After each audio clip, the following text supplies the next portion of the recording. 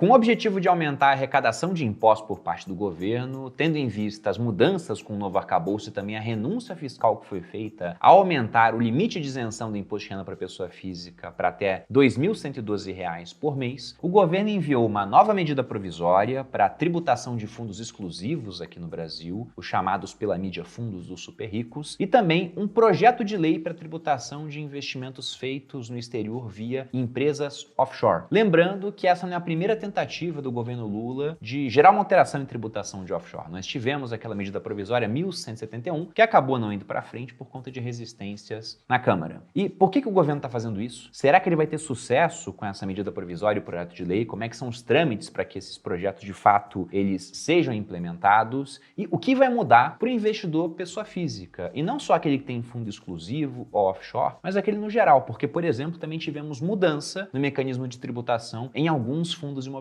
É sobre isso que falaremos no vídeo de hoje.